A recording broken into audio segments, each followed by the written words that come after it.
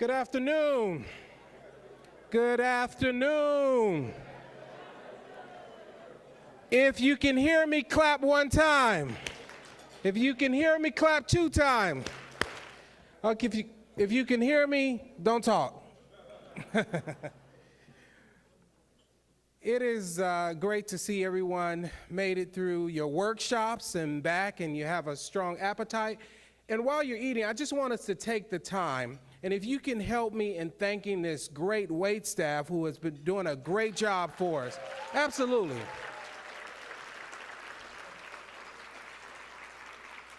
Absolutely.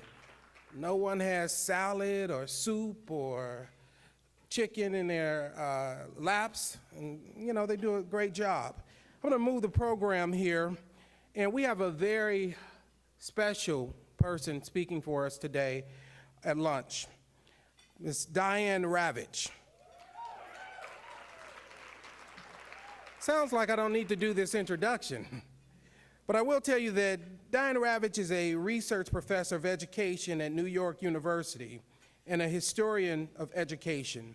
She shares a blog called Bridging Differences with Deborah Meyer, hosted by Education Week. She also blogs for Politico.com, Arena, and Huffington Post. From 1991 to 1993, she was an Assistant Secretary of Education and Counselor to Secretary of Education Lamar Alexander in the administration of President George H.W. Bush, responsible for the Office of Educational Research and Improvement in the U.S. Department of Education. She has led federal efforts to promote the creation of voluntary state and national academic standards. Before entering government service, she was an adjunct professor of history and education at Teachers College, Columbia University. A native of Houston, she is a graduate of Houston Public Schools. She has received a BA from Wellesley College and a PhD from Columbia University Graduate School of Arts and Sciences. But more importantly, she's here today because she has a very authentic voice, an authentic message, and she is not afraid to speak her mind on behalf of all children. Please help me in welcoming to the podium Diane Ravitch.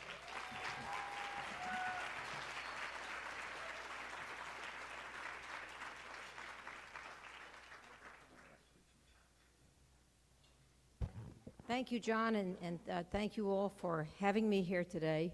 This is such an important conference, and the Schott Foundation has been so crucial in providing a voice for equity, a voice that's so often forgotten today. So what I want to talk about today is the question of whose children have been left behind. Let me just tell you a little bit about myself that's not on my resume, but which you might have deduced or heard. And that's for many years, I was a strong advocate for testing and accountability and choice. I worked in 3 different conservative think tanks where these ideas were held as sacred. In 1998, I went to Albany, New York to testify on behalf of charter legislation. And at that time, I was connected to the very conservative Manhattan Institute. I thought that testing would help diagnose the problems that children had. It might enable teachers to identify the needs of children. I thought that charters would enroll the kids who had failed in regular public schools or who were not well served by regular public schools, and that they would collaborate with them. And in a book published last year, I publicly declared that I was wrong on all counts.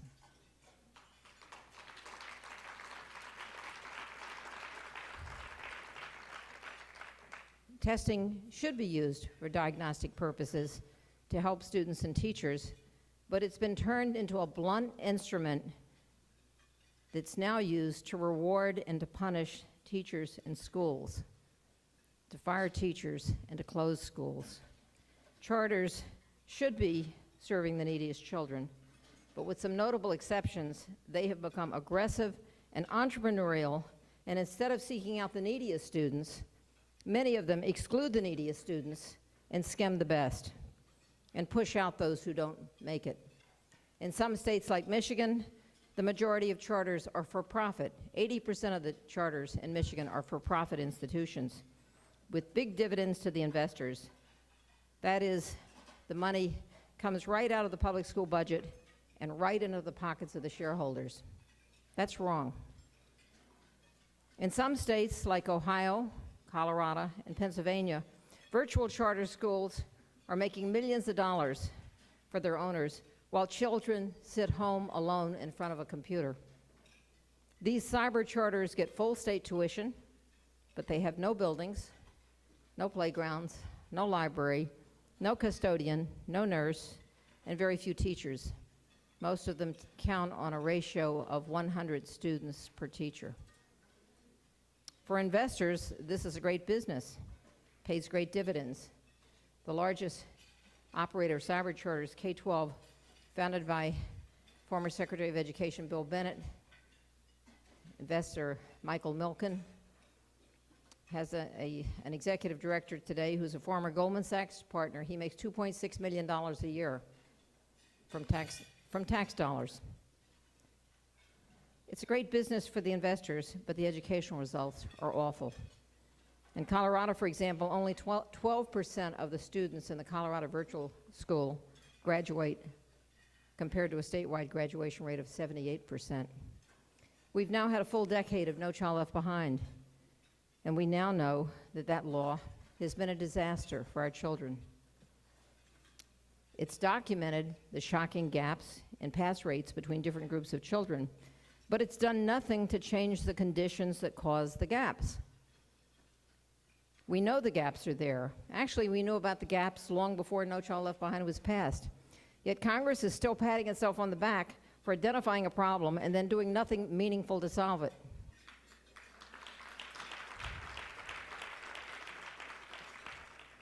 And so today, many children have been left behind, and we know who they are.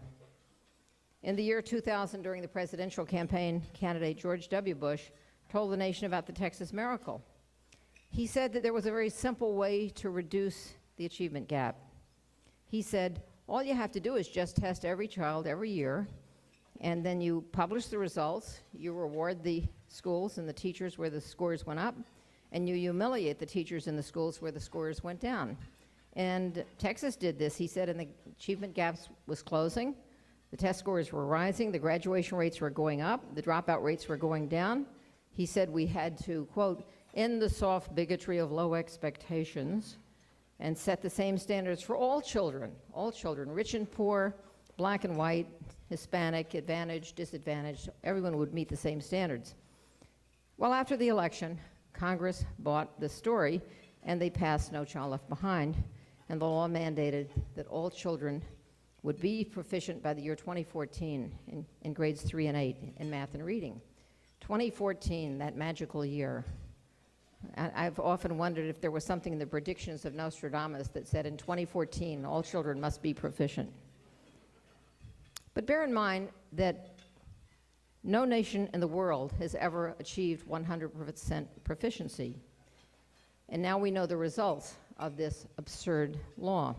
More than 80% of our public schools have been labeled failing because of No Child Left Behind. By the year 2014, if the law remains intact, nearly 100%, possibly 100% of all public schools in the United States will be considered failures. Has any other national legislature in the world ever passed a law guaranteed to label every single one of its schools a failure? I can't find any. We now know that No Child Left Behind was based on a phony claim. On national tests, Texas does not lead the pack. It's stuck in the middle. We now know that the achievement gap did not close in Texas, that dropout rates soared, and the whole nation is stuck with a testing regime based on a phony claim. So let's be clear about what No Child Left Behind has really accomplished. It has convinced the media and major philanthropies and Wall Street hedge fund managers that American public education itself is a failure and that radical solutions are required. The philanthropists and the Wall Street hedge fund managers and the Republicans and the Obama administration and assorted right-wing billionaires have some ideas about how to change American education. They're not educators, but they know how to fix it. Their ideas boil down to this simple strategy. No Child Left Behind failed because we didn't use enough carrots and sticks. They say that the schools should operate like businesses because the free market is so much more efficient than government. They forgot about the stock market crash of 2008. So these reformers, and I call them corporate reformers, advocate for market-based reforms. They say that states must hand public schools over to private management because the private sector will be more successful than the public sector. They say that teachers will work harder if they get bonuses for raising the scores. They say that teachers should have no job protections because workers in the private sector don't have job protections, not even the right to a hearing.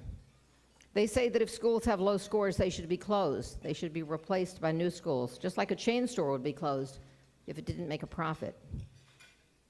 And that, in effect, schools are no different from a hamburger store or a shoe store. Or the entire staff should be fired and replaced by new staff. They say that the quality of teachers should be judged based on whether their student scores go up or down. So the Tea Party governors, many of whom came into office last year, embraced this narrative, and they took it to the next level. They used their sweeping victories to eliminate collective bargaining for public workers and to slash spending on public education at the same time that they demanded more funding for charters and for vouchers, and at the same time that they cut corporate taxes. The mayor of New York City said just a week ago that if he had the power to do it, he would fire half the city's teachers, double the pay of those that remained, and double the class sizes. He said that when he was a kid, he had a large class, so why shouldn't kids today have large classes? He didn't mention that his own daughters went to a school where the class size was 12. Well, my youngest grandchild attends kindergarten in a public school in Brooklyn. He has a class size of 24. He has a wonderful teacher. And under the mayor's plan, his teacher would have a class of 48. None of them would get any individual attention. I don't think this is progress, particularly because the evidence is clear and strong that minority children in particular benefit most when class sizes are reduced below 20 in a classroom. So which children would be left behind? So now after 10 years of No Child Behind, we know there's been very little change in the gaps between the children of the rich and the children of the poor, between black children and white children, between Hispanic children and white children. And meanwhile, the policymakers and legislators say we need higher standards, more rigorous standards, and more testing. Now, how exactly will that help children who are struggling to read and do math? Or, in some cases, they're children struggling to read and speak English. Or in the case of children with disabilities, how are they helped if the tests become harder when they can't pass the test in front of them now? This is like saying, if these children cannot jump over a 4-foot bar, let's lift the bar to 6 feet and see how they do. But you know how they'll do. It seems obvious to me how they'll do. Just this week, the federal government released the urban district test results, and we could see that the gap remained as large as ever. After 10 years of No Child Left Behind, the children at the bottom are still at the bottom. Those districts where poverty and racial segregation, such as Detroit and Washington, D.C., where poverty and racial segregation are concentrated, those districts had the lowest scores. Not surprising. That's always been the case. But wait, there are 3 districts tested by the federal government that have actually been implementing the market-based reforms advocated by the corporate reform movement. New York City has had mayoral control since 2002. Washington, D.C., mayoral control since 2007. Chicago, where Arne Duncan launched market-based reforms in 2001, and Milwaukee, which has had vouchers since 1990.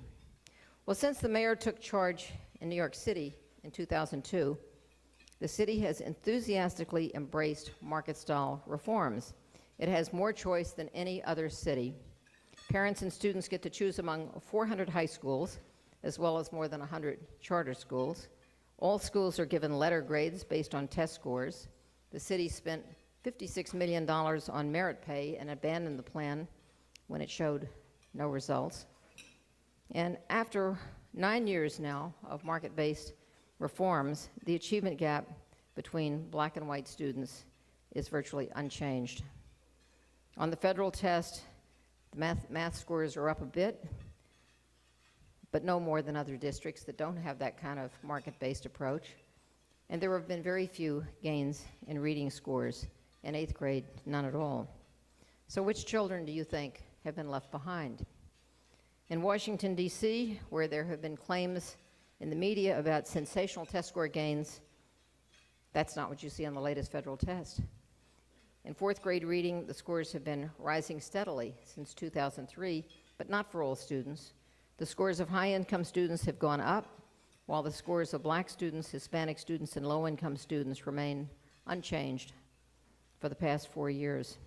In 8th grade reading, the scores are down for the past 4 years for black students, Hispanic students, and low-income students. All three groups saw a decline in their reading scores in 8th grade. And most importantly, the District of Columbia public school system has the largest achievement gap of any city tested in the nation between white and black students. It is a staggering 65 points. In most districts, it's about 25 to 30 points, maybe a little more. In D.C., it's 65 points. How could anyone boast about D.C.? So which children were left behind? In Chicago, where Secretary Duncan's reform program, called Renaissance 2010, led to the closing of 100 neighborhood schools, only 18% of the new schools have been judged successful by the state of Illinois. On the NAEP for cities, the National Assessment for Cities, Chicago continues to be one of the lowest performing in the nation. Since 2003, black and Hispanic students have seen no improvement in their reading scores in 4th grade. In 8th grade reading, there have been no gains whatsoever for black students or for low-income students since federal testing began in 2002, and no gains for Hispanic students since 2005. And according to the latest research from Chicago, the black-white achievement gap is larger now than when Arne Duncan's reforms began. Which children were left behind? In Milwaukee, 21 years of vouchers. Black students in Milwaukee have among the lowest scores on the federal test of black students in any city. Independent researchers have shown that the black and low-income students who attend voucher schools have the same terrible low scores as the black students in the public schools. Their scores are about the same. Milwaukee black kids score the same as black kids in the Deep South. After 21 years, vouchers and competition did nothing for the children of Milwaukee. These children were left behind, and $1 billion has been spent on vouchers. And consider this. The Tea Party governors know that vouchers do nothing to improve education, but they're pushing them anyway. The governor of Indiana, Mitch Daniels, pushed through the first statewide voucher program in the nation. Now, understand, every time vouchers has been put to a referendum, they've been defeated. But he got it through the legislature because he controlled it. Governor Scott Walker in Wisconsin, who I hope will be recalled one day soon,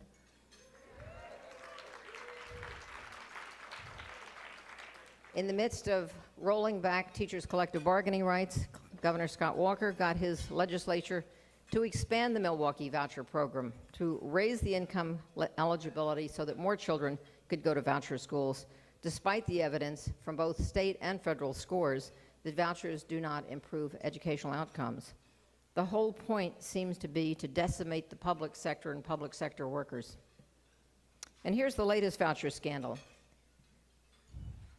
Former Governor Jeb Bush pushed through a voucher program in Florida several years ago when he was in charge. The court struck down one part of the voucher program, the part for students in failing schools, said it was unconstitutional, but they did not eliminate the McKay Scholarship Program, which enables students with disabilities to get vouchers to attend any school, most of which are religious schools. And just this week, the Florida media revealed that some of these deregulated voucher schools were fly-by-night operations conducted in storefronts and in dingy homes, staffed by administrators and teachers with criminal records. They found students who spend their entire day filling out worksheets, are hanging around in gymnasiums watching television. One class offered in a voucher school was called Business Management, consisted of students going out on the street and shaking a can, collecting money. What is that preparing them for? Florida has pumped over $1 billion into this particular program, and Governor Scott wants to expand it to more and more deregulated schools. And of course, Pennsylvania is going to be voting on vouchers just in the next week or so. No evidence that it helps kids, but he has a lot of campaign contributors who think it's a great idea. Whose children are left behind? Not the campaign contributors. From all of the developments, experiences, and the research of the past decade, here are some of the things that I've learned. First of all, charter schools are regularly portrayed in the media as the silver bullet that will raise up every child, especially poor and minority children, but they're not. By their very nature, charters vary. Some are excellent. Some get high scores because they're boot camp, where children are taught to obey without asking questions. Some of them are absolutely terrible. Some are just the same as regular public schools. But on the whole, and study after study shows this, charters do not get different results from regular public school. When I was active a decade ago with the Manhattan Institute, which is led by conservative businessmen, it was decided that the best way to market charter schools was to describe them as a way to save minority children. This strategy, it was believed, would win liberal support for a very conservative idea. After all, conservatives have wanted to privatize education for a very long time. And they were right. Liberals could not resist this very carefully framed narrative. So today we see Wall Street hedge fund managers, large numbers of them, and billionaires saying that they're leading the civil rights movement of our time. I have trouble imagining Dr. Martin Luther King Jr. walking arm in arm with billionaires in a crusade to privatize control of public education.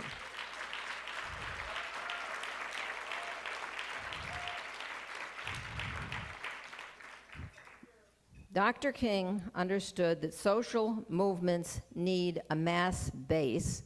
They are never based in Wall Street. He understood that the civil rights movement depended on its moral authority as well as its ability to mobilize poor and working people in coalition with labor unions, not in attacking them. He had no desire to privatize anything in the public sector. He wanted to make private interest bow to the demands of the public interest. As I watch these right-wing politicians doing their best to destroy the public sector unions, I recall that Dr. King was assassinated at the very time that he was fighting to organize the sanitation workers of Memphis, Tennessee. How dare they invoke his legacy to attack public education and to attack public sector workers?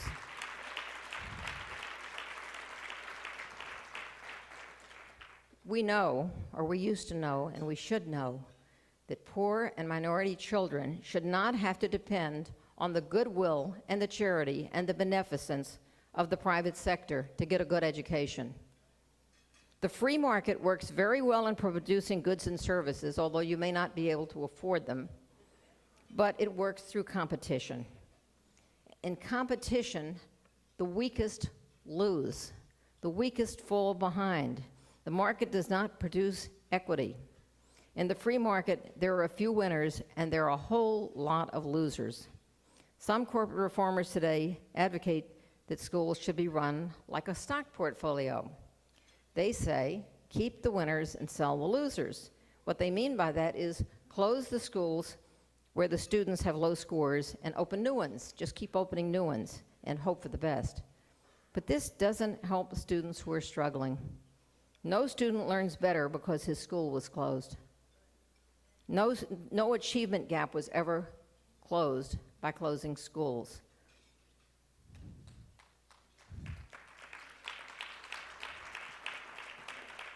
What is happening in city after city is that poor kids, low-performing kids, kids with special needs are being bounced from school to school. No one wants them because they'll drag the scores down, and the scores matter more than the children, and that's wrong.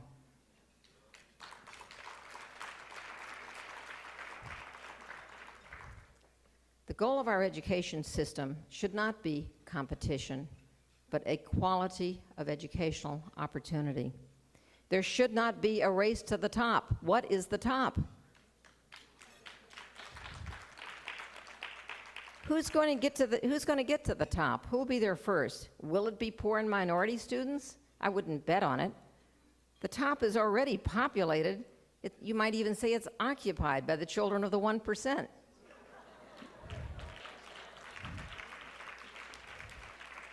They're not moving over, and they're not making room. To be a healthy society, we must improve our public schools. We must provide better schools in every neighborhood. We must help the children who need help. We must treat our teachers and principals and administrators with respect. If they need support, if they need help, they should get it. With all the talk about the achievement gap, it is important for you to know that there are two different kinds of achievement gap.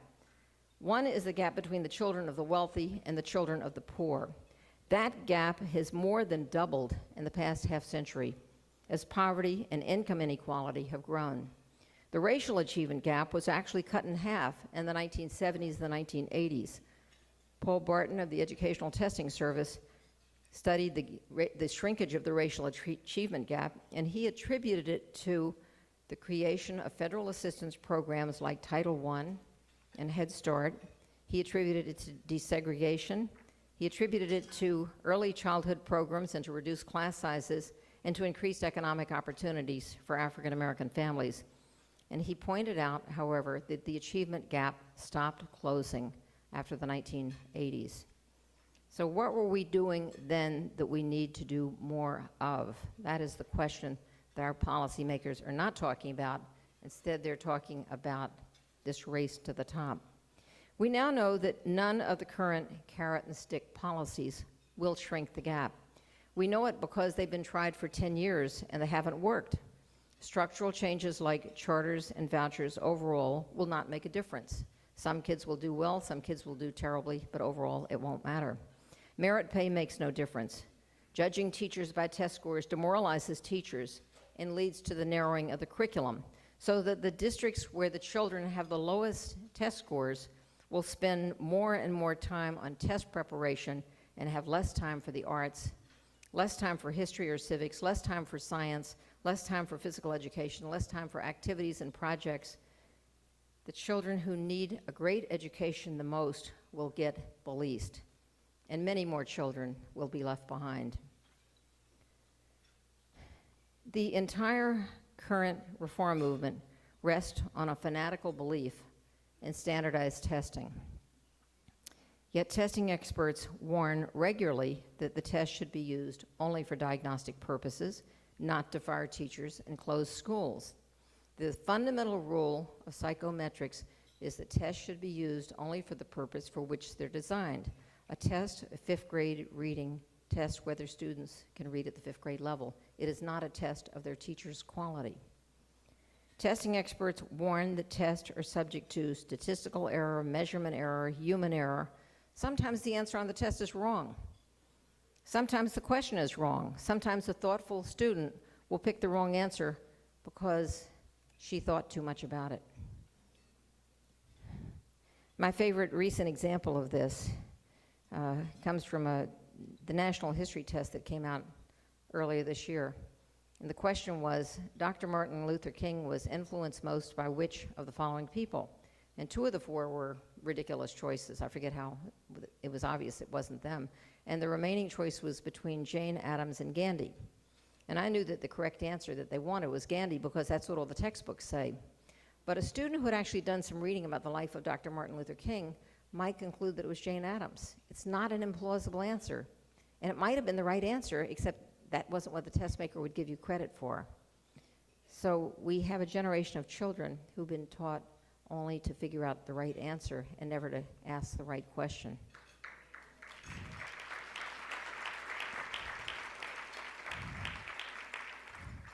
The one thing that we know for certain about standardized testing is that poor and minority children consistently get lower test scores than white and privileged children. So why would we make testing the most important measure of education? Why would we take the technology that is most discouraging to children who are in the bottom half and then insist that it matters more than anything else that they do? Why would we give more credibility to standardized tests than to teachers' and parents' judgments about children's potential?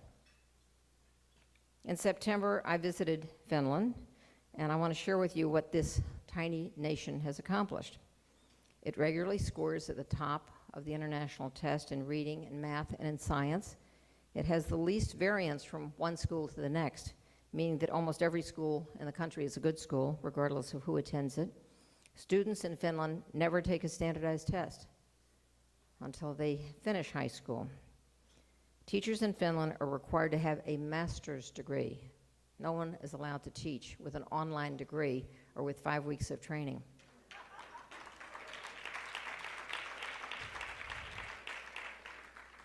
Teaching is a highly respected profession.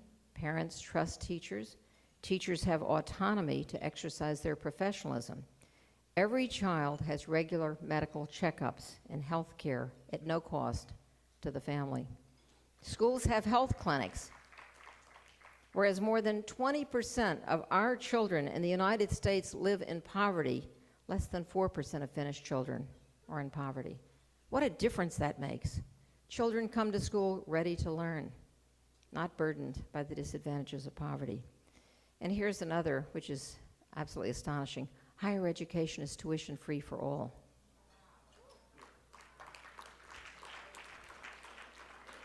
How do they do it? They do it because when I paid for a meal, I paid a 19% tax on my meal, and I said, I am helping to build a great Finnish education system.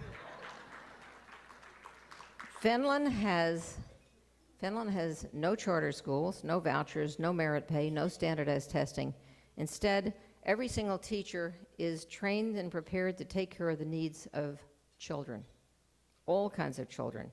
If children are having learning problems, there are specialists and social workers and counselors in every school to take care of them, beginning in the earliest grades, and to provide whatever assistance is needed to help them. Nearly half of all Finnish students get extra attention and services in the early years of schooling. You might say that about half their students have individualized education plans. Finland has no tracking, none. All children get the education and support they need to succeed in school. Finland does not have a longer school day. It does not have a longer school year. They believe that less is more. Do the right thing early, do it often, and believe in children and teachers. Finnish schools emphasize creativity, ingenuity, problem solving, the arts, projects, activities, physical education, and risk-taking. I felt that as though I had stepped into an alternate universe. By the way, Finnish teachers and principals all belong to the same union, and it doesn't seem to be a problem. So what can we do? First, unless your job is at risk, we should speak out. We should speak out when politicians say, we can't do that, there's no more money. There's money to do what we want to do.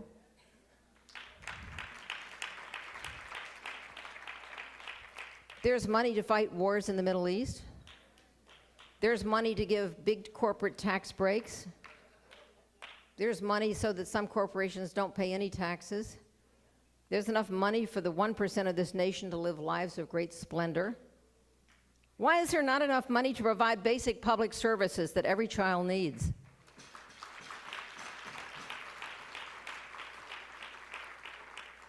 Every pregnant woman should have good prenatal care and nutrition so that her child is born healthy. We know that 1/3 of the children who are born to women who had no prenatal care will have disabilities, and these disabilities are preventable, and it will cost society far more than supplying basic prenatal care. Every child should have the medical attention and nutrition that they need to grow up healthy. Such a basic thing. Every school should have experienced teachers who are prepared to help all children learn. We have to stop this churning. 50% of the people who enter teaching are gone within 5 years. We don't value our teachers, and then we're now in a period where people keep up all of this negative talk about how teachers are responsible for all the ills of society, and they say, we want great teachers. Well, why would anyone go into a profession that everyone's trashing all the time? Every teacher should have at least a master's degree. Don't listen to the economists who say you don't need certification, you don't need a master's degree, you don't need experience, you don't need anything but a heartbeat. They're wrong. Every principal should be a master teacher, not a recruit from industry or the military or the sports world. Every superintendent should be an experienced educator who understands teaching and learning, who understands the needs of children, who understands how to bring in the community to help children. Every school should have a health clinic. Schools should work together with the parents and the local community and civic leaders and business leaders to support the needs of children, to help them grow up healthy. Every school should have a full and balanced curriculum with the arts and sciences and history and civics and geography and foreign languages and physical education. I can't tell you how often I see news stories about a district cutting physical education down to once a week. Children can't be healthy if they only have physical education once a week. Our district's eliminating the arts. Children can't grow up healthy if they don't have an opportunity to express their creative genius. Every child should have time and space to play, time to daydream, time to think. That's so precious these days. We must stop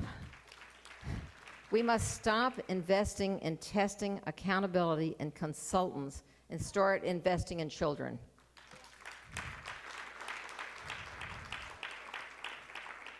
Do we want to be a decent society or a decadent society? Do we want to nurture and protect and inspire all of our children? Do we want children who are leaders or children who are followers? Do we want to make sure that this generation of young people is prepared to sustain and to develop our democracy? Do we want citizens who are prepared to ask questions or just prepared to answer the questions that authority poses to them? We must stop the trash talk about our public schools and dedicate ourselves to making every one of them a school that's just right for all the children. Yes, it will cost more, but ignorance and neglect are much more expensive. Surely the greatest nation in the world can find the will to do what's right for our children. It won't be easy, it won't be cheap, and it won't be fast. Doing the right thing never is. The only simple part is to recognize that what we're doing now is not working and that it will never work. What we need is a vision of a good education for every child, and we should start now. We should start today. Thank you.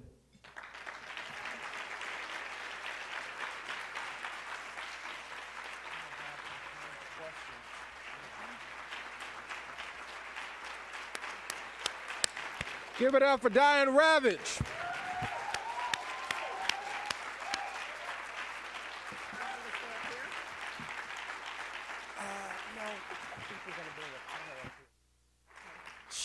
She is going to be available to sign her book immediately following the session. Diane, thank you so much for reminding us that it's not our goal to race to the top, but to build our base stronger. And as our chair of the Child Foundation, Greg Jobin-Leeds, talks about a lot of time, we're here to build a broad-based movement. And I told you all the sister is bad. And she speaks authentically, and she's focused on advocating what is right, not for politicians, not for administrators, but what's right for children. So thank you again, Diane.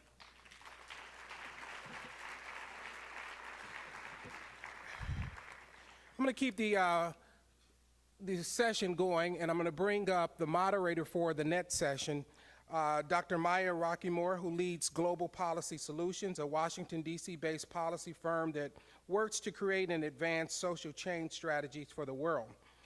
Maya has been the Vice President of Research and Programs at the Congressional Black Caucus Foundation.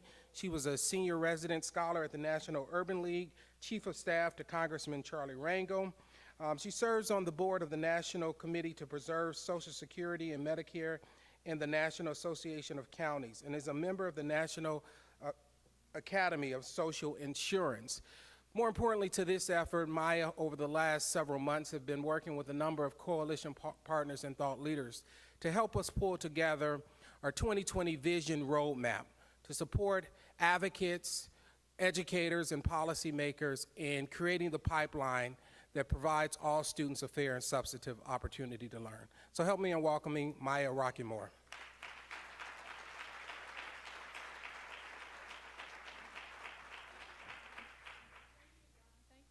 Thank you, John. Okay, we got it. Thank you so much, John.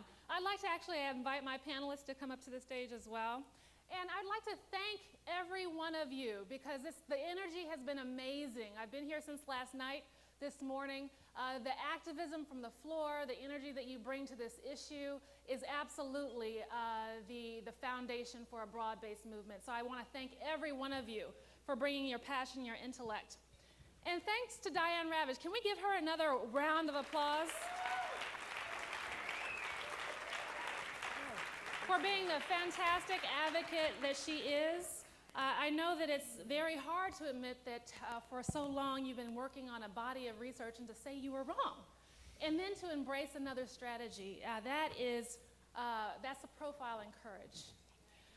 So with that, I am very pleased today to welcome to the stage some other fabulous advocates, many of whom I've worked with, some of whom I've never met in person, but we've talked on the phone quite often, but all of whom are absolute champions for the cause. They're leading various aspects of this, and we're going to hear some great insight today. Welcome to the session 2020 Vision, the roadmap to providing each student an opportunity to learn. Now, how many of you in the audience knew that in 2010, President Obama actually announced that he wanted the United States to become the global leader in post-secondary educational attainment by the year 2020? How many of you knew that? Okay, so he laid down a gauntlet. Now, there are some in the education community saying that we can't meet that. There are others saying that, this is an opportunity for us to push policymakers to actually let us achieve that. And so we're going to have a conversation today about what it's going to take to reach our 2020 goal. Now, with that, I was here this morning. I saw that there were so many people who had their hands raised. We're going to try to do this differently in terms of engaging, audience engagement. You will see on your tables a little white card. I want you to, as soon as you have a question that's relevant for this topic and for these panelists, I want you to write your question clearly, good penmanship. Write your question as well as your name and your organization. And I'm going to be taking these questions actually throughout our session, not towards the end, throughout. And so we're going to have runners going around to the tables. As soon as you have your question ready, you raise your hand like this. The runners will come and pick up your question, and then they'll hand it to me. And I will read it, and as they're talking, I will pull out questions that are appropriate for the conversation. And hopefully, this way, we're going to be able to engage more people in the conversation. One thing is certain. The Schott Foundation today, as John mentioned, released a Vision 2020, actually the 2020 Vision Roadmap, perfect site, looking at what we can do pre-K through higher education in order to get to the President's 2020 goal. One thing we know for certain, with 7,000 students dropping out, more than 7,000 students dropping out of school each and every school day, we can't reach it doing what we're currently doing. So this conversation that we're having today is incredibly important. What is the foundation? What are the policies? What are the advocacy tactics that are going to be needed in order to put us on the trajectory to achieve that goal by 2020 or shortly thereafter? So with that, I'd like to actually start with Dr. Pedro Noguera. Pedro is the Peter L. Agnew Professor of Education at the Steinhardt School of Culture, Education, and Development at NYU. He's the author of 7 books and over 150 articles and publications. He appears regularly on CNN, National Public Radio, and other news outlets, and he serves on the board of numerous national and local organizations, including the Economic Policy Institute and The Nation magazine. Dr. Noguera, you also serve as the director or as an advocate on the Broader Boulder campaign. Can you tell us what it is about this initiative that's relevant to Vision 2020, and what is the philosophy behind the initiative? Thank you, Maya. Good afternoon. The Broader Boulder approach was a policy initiative that we launched in 2007, just before the election, because we knew that there was going to be some discussion about the direction federal policy should take. And we wanted to try to insert into that conversation 3 basic ideas. First, that we needed to address health, to make sure that all children had access to good health care. Second, that we needed to expand learning opportunities for all children. And third, that we needed to make sure that we were thinking more comprehensively about the needs of children in schools and looking at summer schools and after school as a way to achieve those goals. What, to our surprise, and I think Diane did a great job of laying this out, as soon as this initiative was launched by a very broad cross-section of educators, policymakers, and other specialists in this field, another group came forward, calling itself the Educational Equity Project. And this group, oddly, was led by Newt Gingrich, Joel Klein, the Chancellor of New York City, and the Reverend Al Sharpton, which seemed like an odd collection of people. And basically they said, no, any attempt to even acknowledge that poverty is an issue is an excuse. And that what we need to keep doing is basically what we've been doing. And they proceeded to then enlist superintendents, including the former chancellor here, Michelle Rhee, into this effort. So I would say, although none of the ideas that we promoted were all that radical, and I would say they really, a lot of research supporting them, it's been very hard because the money, and I think Diane again made the case, is behind this other view. So, but the problem is the evidence is not behind that view. As you pointed out, we still have dropout rates of 50% and higher in almost every major city in the country. And so that, to me, creates the occasion for really asking the question, what do we need to do differently? And there are, in fact, schools, and I'm glad Jerry Weast is with us today, and districts that are showing us there is another way to approach this. And this is why this opportunity to learn the gender is so important, is because it's flipping the whole conversation away from a punitive strategy that uses test scores to punish kids, punish teachers, punish schools, instead to focus on capacity building and investments, wise investments in children, teachers, and schools. And I think this is basically what the impetus of the Broader Boulder approach is. Very good. You actually mentioned Dr. Jerry Weast. I'd like to take that as an opportunity to introduce him. He's the founder of Partnership for Deliberate Excellence. As a 35-year veteran leader of school districts in 5 states, Dr. Weast has demonstrated an unwavering commitment to ensuring all students graduate prepared and inspired for success in college and careers. Most recently, Dr. Weast led Montgomery County Public Schools to achieve both the highest graduation rate among the nation's 16th largest school district for 3 consecutive years, and the highest academic performance ever at Montgomery County Public Schools at a time when the non-English speaking student population more than doubled and enrollment tipped toward lower socioeconomic demographics. Dr. Weast, you actually have seen success. You've built success. You know what it takes. Can you tell us what it took in Montgomery County Public Schools and really focus on the systemic and structural changes that were needed in order to achieve what you achieved? First, I want to just thank the Schott Foundation and all of you for coming out and getting behind this Vision 2020. I want to thank the panelists. What a distinguished bunch. I'm just a teacher on special assignment. I've been a teacher all my life. My mother taught in a one-room schoolhouse. If you listen to Diane very closely and the description of Finland, or you go to British Columbia, you can find some of the answers that we applied in Montgomery County. They're not secrets. You can do this. You can do this. You have to be able to believe that you can do this. We not only did those things that you were talking about, we went up at 60% in poverty. We grew rather rapidly. In the last 3 years, our teachers had no raise, no steps, and we cut $430 million and 1,300 positions because we too dealt with the economy. But we set the highest graduation rate for 3 years in a row in the nation of all the large schools. All of our demographic groups, male, female, all 4 different demographic groups, if you can put it in, outscored the country on advanced placement tests with 3 or better. Our African American males outscored the entire country. Our Hispanic males, repeat that. our African American males took the test at almost twice the rate the country took the test, all groups, and outscored the country with 3 or better. It can be done. So did our Latino males. I had very little to do with it. Honest to goodness. Here's what we did, though, together. We distributed the leadership.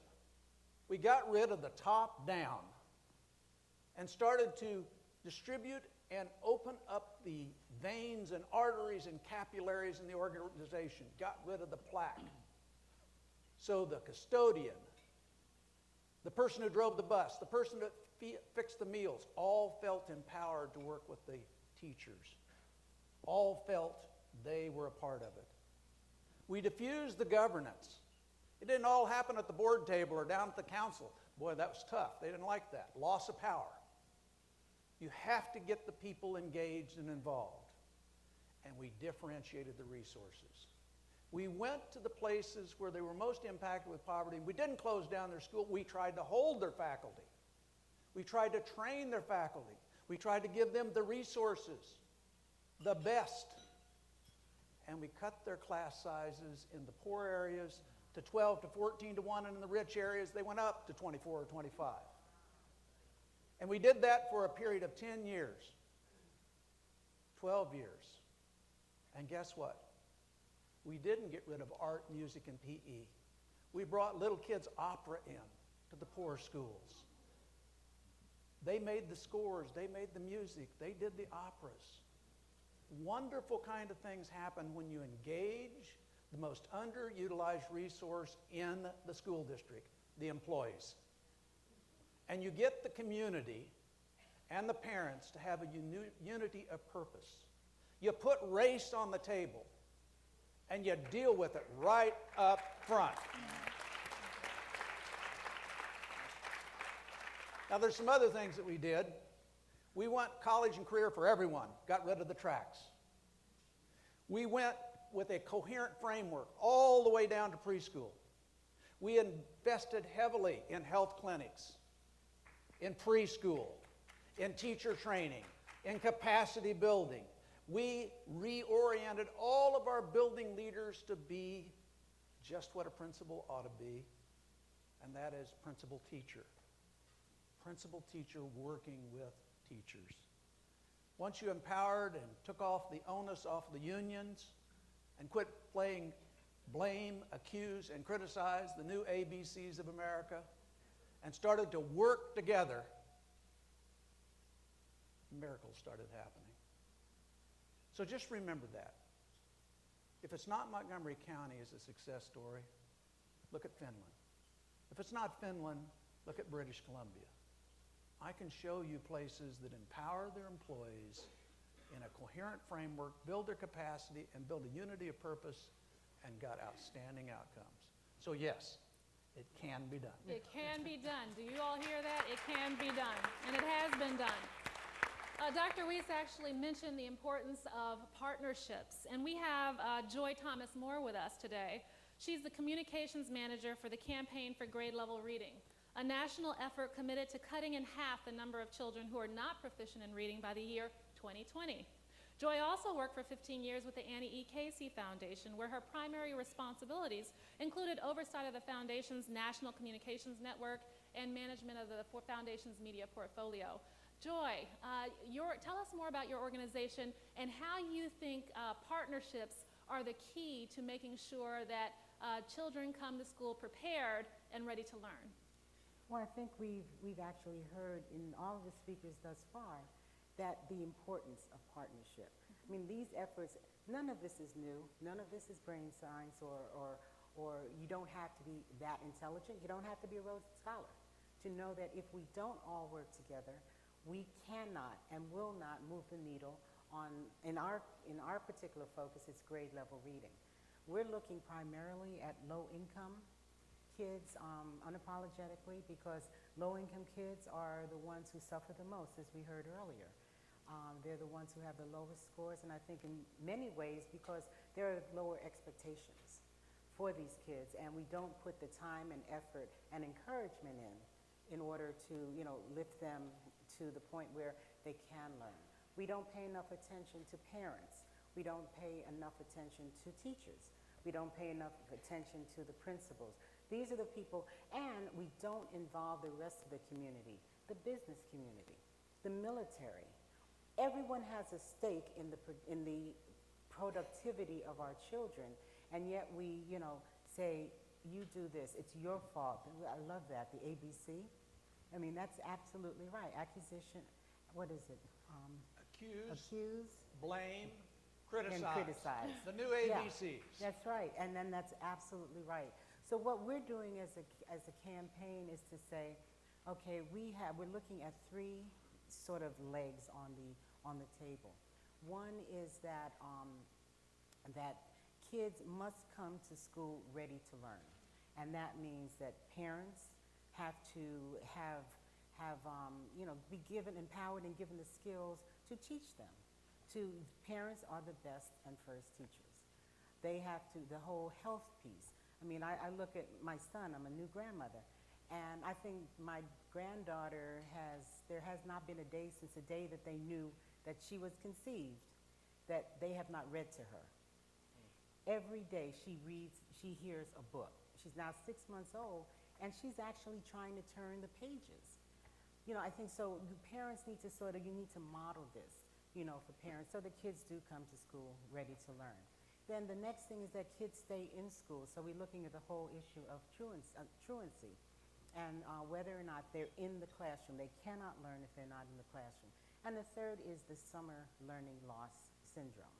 You know, kids, and the research shows that most kids, low income as well as so their higher counterparts, come to school almost at the same pace, but as they go along to the summer months, the low-income kids will go back. The other kids, because of other opportunities, will go forward. So by the end of 5th grade, they're like 3 or 4 grades behind the more affluent counterparts. So these are the three areas that we're focusing on. And the arenas that we're looking on are business, the military, the community, and parents, as well as the schools, because no one can do it alone. Quick question. Last night, for those of you who were here last night, Dr. Jackson said something that struck me. He said that parents, low-income parents who are facing foreclosure and dealing with other issues like how to actually put food and clothes and a house and a roof over their kids' heads, have a different set of concerns, and that sometimes get in the way of parenting. How is your program actually addressing issues of poverty in terms of making sure kids are prepared to come to school prepared to learn? Once again, this is the whole issue of partnerships and people coming together. We're working with Experience Corps. We're working with Generations United. You know, all of these people can come together to help, you know, parents do their job. Everyone wants to do a good job. Everyone wants to have success for their kids. Dr. Weast, do you want to add to that?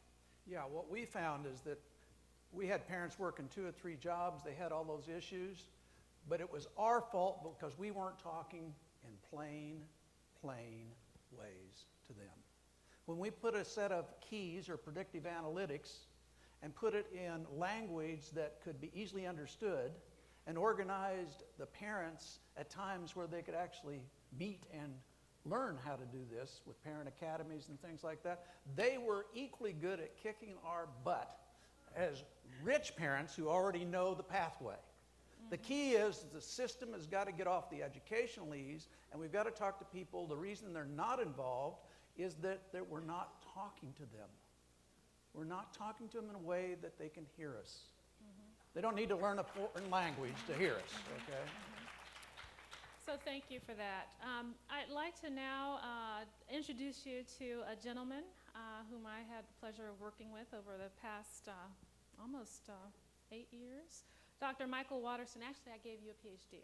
Thank you very much. Serves as the Executive Director of the Campaign for High School Equity, an unprecedented partnership of leading national civil rights and education advocacy organizations. Michael has spent his career as a dedicated advocate for educational equity and civil rights and has worked for more than 16 years as an organizer, researcher, advocate, and policy analyst.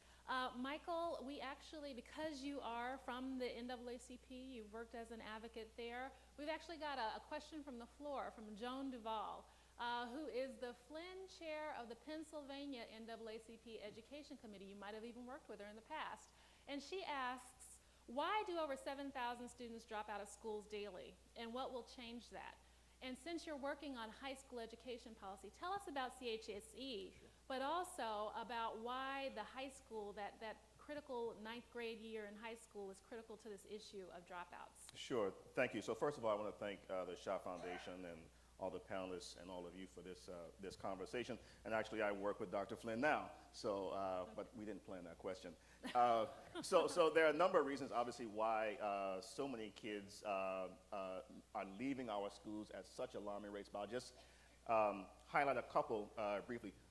Number one, unfortunately, many of our schools simply are not engaging for young people, and we don't have to wait until high schools to see this. Most of you are familiar with, at least intuitively, with what happens with young people as early as the 3rd grade level. Think about black boys moving into a classroom where their exuberance and their interest and their willingness to jump up and down and be involved is oftentimes misinterpreted by teachers because of all sorts of I guess culturally based and directed ways of misinterpreting things that are going on in the classroom. I remember my own son when he was in about the 2nd grade. All that I would ever hear from the teachers was how fast of a runner Miles was, how great he was at soccer. And the teachers were often very proud and very happy to have those kind of conversations with me. I suppose they thought they were connecting with me on some level. But that happens a lot. So one of the issues happens to be the issue around the degree to which kids are engaged in the classroom. Obviously, another issue has to do with just the quality of instruction and the kind of teachers that many of our kids have access to. Now, hear me on this. The vast majority of our teachers are not bad people, nor are they bad teachers. The biggest problem, at least from my standpoint, has to do with the degree of support that those teachers have access to be able to carry out an incredibly complex and very, very important job.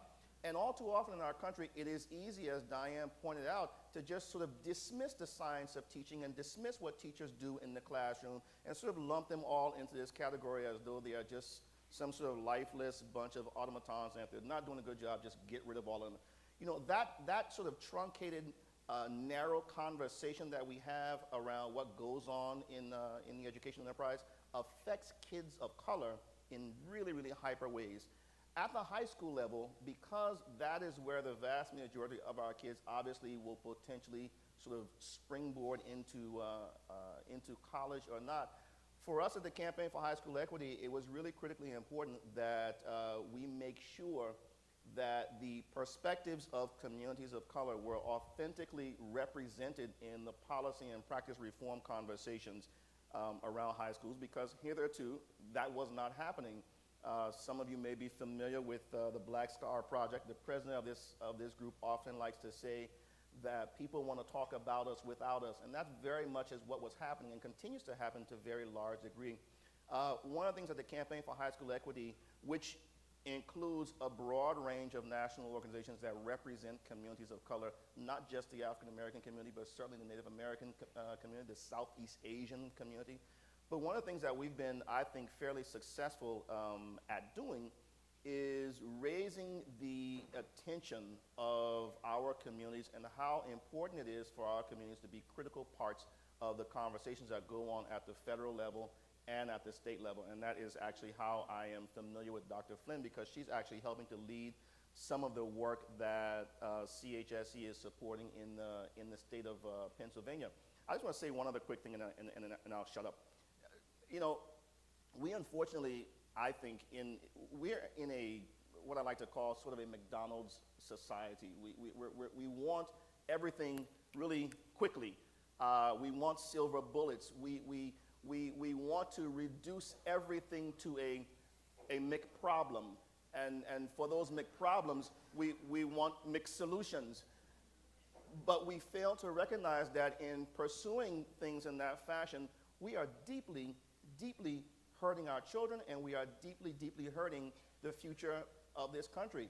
For all of the millions of dollars that Diane talked about that are being dumped into charter schools at the expense of every other conversation, we are very directly threatening the future of this nation, just as bad as we are threatening this nation and the world in terms of what we are not doing with regard to climate security. And until we are ready as a nation and as a people to sit down and start having hard and difficult and honest conversations, I personally am of the opinion that we're not going to make it to the president's 2020 goal, because we are still more comfortable living in lies, living in comfortable lies, than living in the truth. Wow. We're more comfortable living in lies than living in truth. Michael, you mentioned the importance of teachers, and we actually have Dr. Joseph Bishop here. He is the Director of Strategic Initiatives for the Partnership for 21st Century Skills, a leading national organization that advocates for 21st century readiness for every student. Dr. Bishop has an extensive education policy background, serving as the Director of Education for the National Association of Latino Elected and Appointed Officials. He was a policy fellow in the University of California State Government Relations Office, and he served as an appointee on the California Post-Secondary Education Committee. Joe, we actually have a question. Since you're from California, Janet Chen, who is a school board member in the Los Angeles, California County, she asked the question regarding teachers. She says, what agency or organization currently leads the development of a national criteria for a teacher evaluation? Are there any success stories for collective bargaining states? And I just want to add to that, tell us about what you're currently doing on teacher quality in coalition with others. Great. Is this picking up? Okay. Well, thank you, Maya. And thank you again to the Schott Foundation, to John Jackson, Tina Dove, Kathy Schwerner. I see Alfred in the back. It's really an honor to be here with you today. I foresaw the question there, the teaching piece. I used to work with school board members at NALEO, and we'd provide leadership training to elected officials, which frankly I think is a huge gap when we're talking about how do we can't assume elected officials have all the answers, and often we don't provide that professional development opportunity for them to actually learn how to be better public servants. So I see a huge gap when we're talking or having these types of conversations. With regard to teacher evaluation, I'll put in a plug. I'm speaking on behalf of the Coalition for Teaching Quality, which is a national collective of local, state, and national organizations, 85, representing civil rights orgs, parent leadership orgs, the disability community, the labor community. It's a completely grassroots effort. We came together a year ago with the collective thought and belief that all students deserve an excellent teacher. It should be a basic civil and human right. And we firmly believe that, and I intentionally use those words to say that. And as a group, we collectively developed an agenda, a framework, which includes 7 principles, which actually looks at the issue of teacher effectiveness from recruitment to preparation to professional support to student learning, and then thinking about making sure that teacher distribution is an issue, because we know in low-income communities there's often disparities and highly qualified teachers. So it begins to look at that. So this group, as a collective, created this agenda, and we actually have 2 bills. I'll put a plug for that in the House and the Senate. And I should see if there's anybody from the coalition here. I don't want to speak for 85 groups. If you could raise your hand. I know some people are here. Thank you, Sharon. John. I see 3 hands All right there. Okay. 4 hands. Yeah, put them up. I can see it, Roberto. Anyway, so we have 2 bills. One in the House, which looks at the issue of the reality. In our schools, 40% of students are students of color. Yet if we look at the teaching profession, 17% of our teachers are people of color. So there's a crazy disconnect there. And we worked with Congresswoman Chu to develop a bill that actually gets to that diversity issue in particular and also looks at professional development. That's H.R. 2902. And there's a Senate bill as well. We've been working with Senator Bernie Sanders, and we had a hearing yesterday, and Shayla Johnson from the Philly Student Union was there, and Shayla did an amazing job of articulating why this issue is important. I don't know if Shayla's here today. But anyways, this bill defines teacher quality. It also talks about a parent's right to know. If a parent has not been notified, it basically sets a standard for if a student is being taught by a teacher for 4 weeks who does not have state certification, the parents will know and be notified. So that's part of that bill. But I think this is not a federal issue. This is a national issue. And although we've done a decent job at the federal level, we really need the help of local and state advocates to join our campaign of 85 members. It's a very specific, targeted campaign, but we need multiple voices outside of the Beltway saying, hey, it is a basic civil right that all students deserve access to an excellent teacher. And until we get to that point, we are not going to get to a place where we're going to reach a space of all students having an opportunity to learn, and we're especially not going to reach the point of reaching the president's 2020 vision. So, thanks, Maya. So actually, didn't this effort actually grow out of a lawsuit out of California? Yes, thank you, Maya. Okay. I left that part out. Kind of important. So we came together as a group. Really, the impetus was because a federal provision passed that basically said teachers in training could be identified as highly qualified. And that overturned a 9th District Court decision. And the lead counsel on that case, John Affelt, is back here from Public Advocates. And John's been a huge part of our leadership group. John, can you stand? Yeah, John, why don't you stand up? Let's give him a round of applause. Thank you, John. So that decision, that federal decision, really was the impetus for all of us coming together and saying, hey, we're not happy with the way the federal government is dealing with the situation. We think our students deserve better. We're going to take the situation into our own hands, and we're going to create an agenda that we think is really reflective of what all of our students need. So, Okay, thank you. Thanks, Maya. So we've gotten a couple of cards where the youth in the audience have basically, they're whipping us for not having a youth advocate up here on the stage. But I have a surprise for you. Miss Andi Perez is the Executive Director of Youth United for Change. She was born and raised in Philadelphia, and he attended public schools, and she went on to graduate from the University of California, Los Angeles. She spent the next several years as the Executive Director of Youth for United for Community Action, a youth organizing agency in Los Angeles. And we have one panelist, or one audience member, Andi, who says, what rights should youth and students have, and should those rights be federally protected? And I would like to add to that, I'd love for you to share with us what work you do and how you've seen effective change with working with youth and parents. Sure, that's a pretty loaded question. Youth United for Change is an organization in Philadelphia that pulls together groups of young people to talk about what's going on in their schools and help them and work with them to build the political power to create changes. So I was asked to talk a little bit about some local accomplishments that we've had. And so there's two I'm going to quickly talk about, and just because they just had two different strategies. One, we're embarking on the 10-year anniversary of a campaign that started to break Kensington High School, which is a neighborhood high school in Philadelphia, into small schools. So Kensington was a school that had 8 principals in 6 years, had 20% teacher absence every day, less than 50% student attendance. And so students were able to go around the country and look at different reform models and demanded that Kensington be broken up into 4 small schools. The final ending of that campaign was about 2 years ago when we opened up a new building that houses one of our small schools, and we finally have 4. And Kensington Kappa is now one of 2 neighborhood high schools that made AYP in the city of Philadelphia, neighborhood high school in the city of Philadelphia. So when we talk about rights and roles of students, I mean, that was a completely student-led campaign. Students chose the reform models. Students wrote the small schools plan and presented it to Valis. Students were the one in that strategy. It was not an inside-outside strategy. It was an outside, pure outside strategy. And in that campaign, students went around to the entire community and gained broad-based community support before they even approached the district. So they had already built that political power around that and came to the district with a plan and with political power, and were able to move that forward in 10 years. Well, 8, because that all opened in September, but it's been 10 years since that started.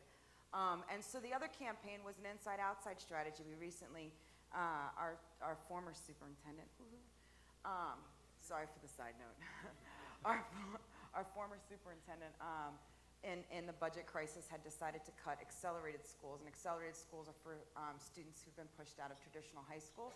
So, so the accelerated schools were cut. They were put at number 13 as far as, you know, we need to have X amount of dollars, and we're going to do 1, 2, 3, 4, 5. Priority 13 was accelerated schools. But at the time, and currently, the mayor of Philadelphia was really supportive of the accelerated schools. So we were able to build both a mass-based movement, but also a movement inside City Hall with the mayor and City Council to get City Council to put more money into Philadelphia public schools and mandate that the 13 accelerated schools stay open. So they are currently open, and we were able to save those 13 schools. And that was an inside-outside strategy.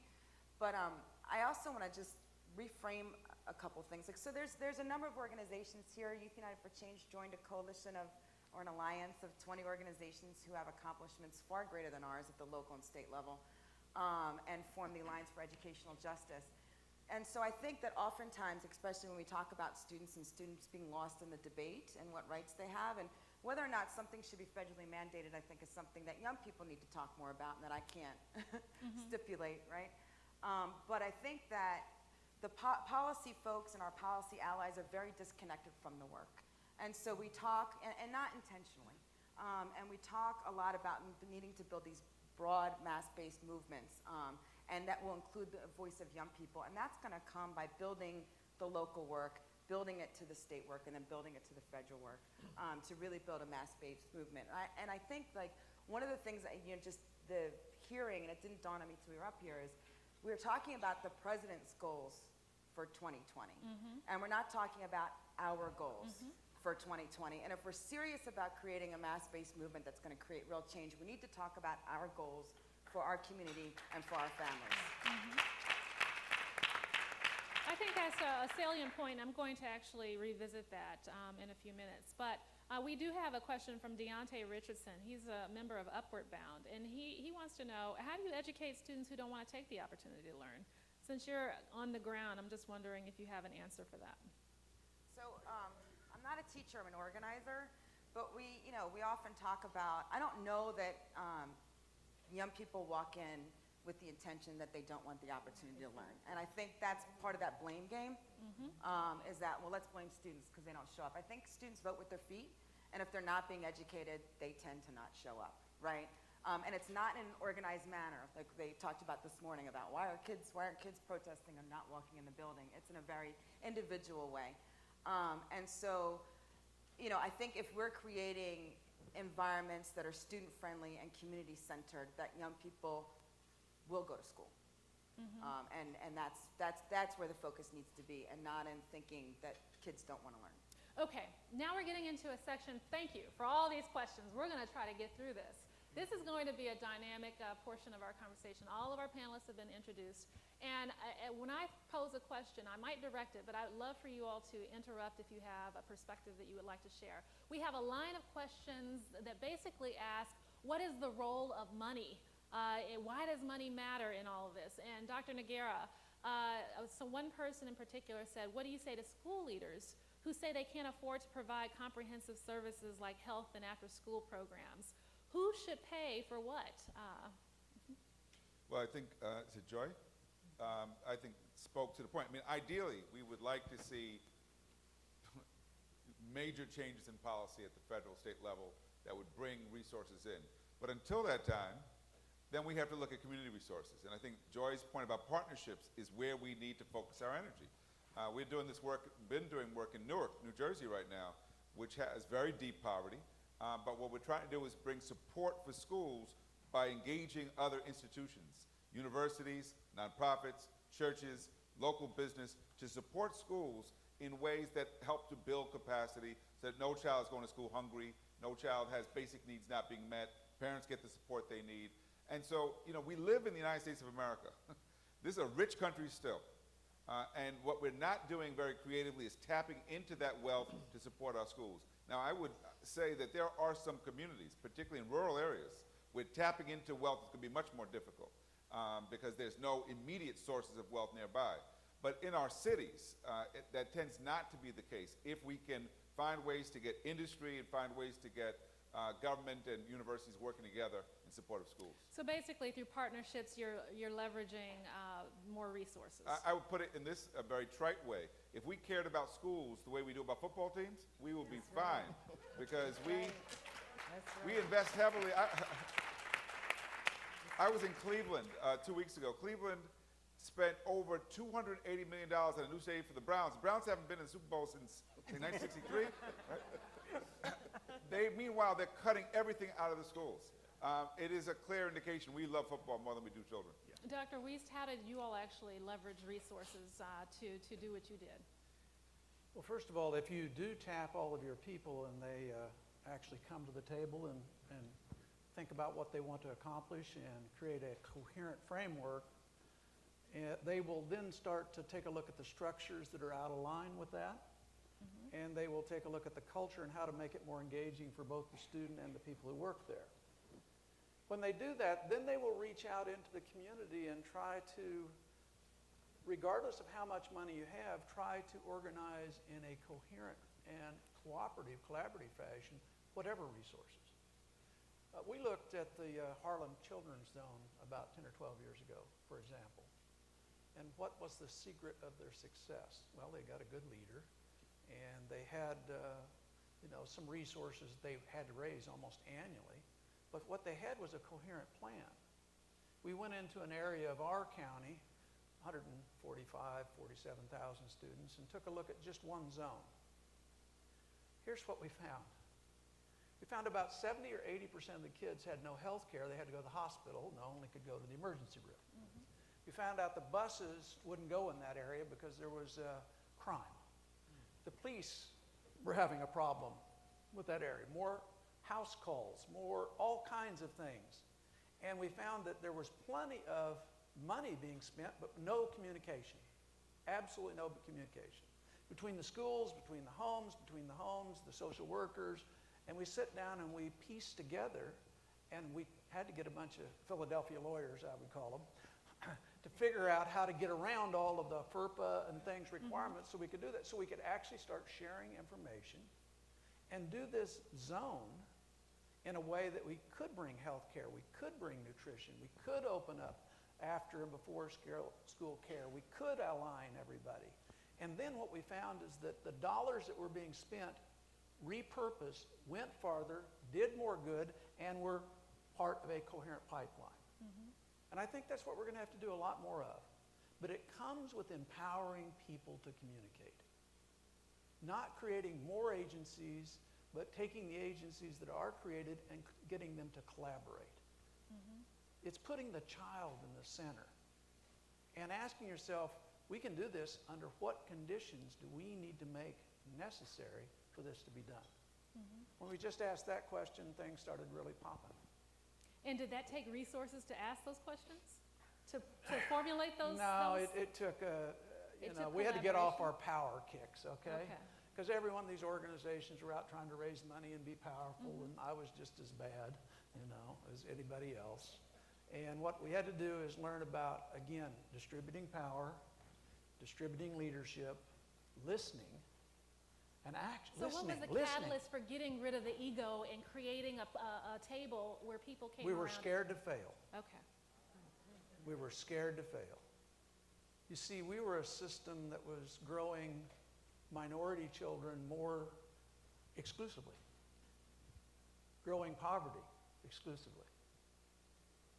And we either had to admit that we were going to go down, or we had to pull together and pull up.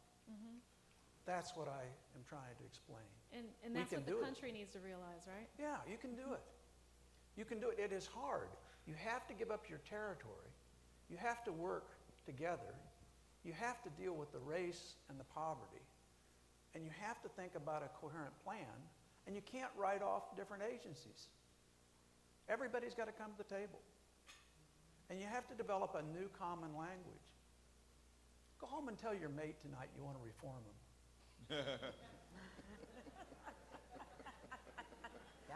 See how that works for you, okay?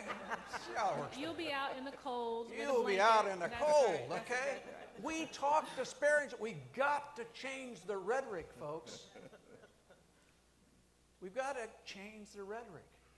If we could do nothing but agree to change the rhetoric and collaborate together and utilize the resources in a repurposed methodology in a way that isn't about our egos but about what the children need, you'd be amazed. Dr. Weast, you've actually stimulated a number of questions from the audience, and another one is how did Montgomery, and this is from Arlene King-Berry, she's a professor of education at the University of the District of Columbia. How did Montgomery County Schools and other programs increase the performance of children with disabilities, especially those in regular classrooms, and how did you support their teachers?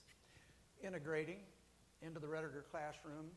You know, what we found, a lot of children of color were labeled disabled. And they weren't. They weren't.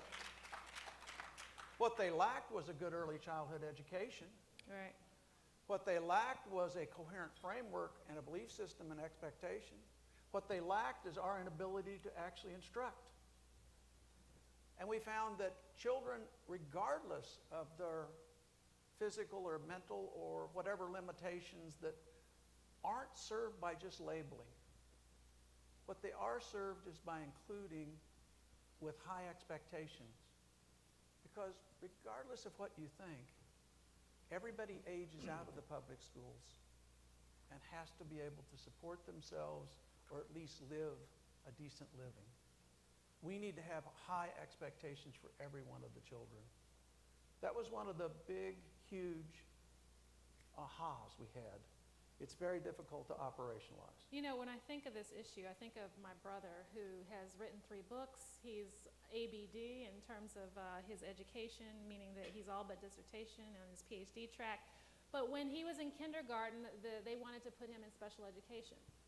Now, I think that what he lacked was a teacher who actually knew how to assess what disability actually meant. And so I'm just wondering, you know, how do we actually make sure that teachers are equipped to make that assessment?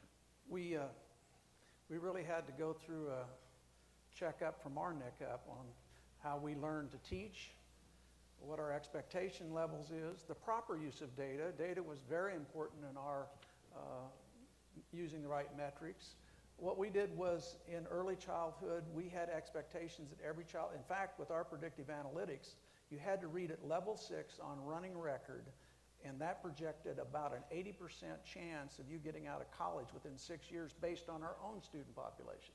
See, that's what a predictive analytic is. Right. So the kindergarten teachers worked together along with the upper grade teachers in a vertically articulated way to really learn how to deliver that reading, and they worked with the early childhood teachers to get the necessary skill sets for that to occur. And guess what? In 3 years, we had 90% of the children reading at the running record level that predicted later success out of kindergarten. Everything is possible when you break it down into a unit that is predictive. Because I guess what? Guilt moves us all, you know. And we had a predictor at 5th grade, we had a predictor at the 7th grade, we had a predictor at the 8th grade, 3 or 4 predictors we moved up. We called them the 7 keys. We color-coded them and we put them in plain language, 5 different languages, and taught everybody how to keep track of us. Right. Because most parents don't understand what an ABC means. Mike, can I just add something? 'Cause Yeah, please do. I visited Yeah. Montgomery County several times while Jerry was superintendent. And what he may not know is I was often called by his critics, Yeah. right, who would call me to sit, they would ask, okay, what, you know, the people were complaining about change not happening fast enough. They're still chasing me, Pedro.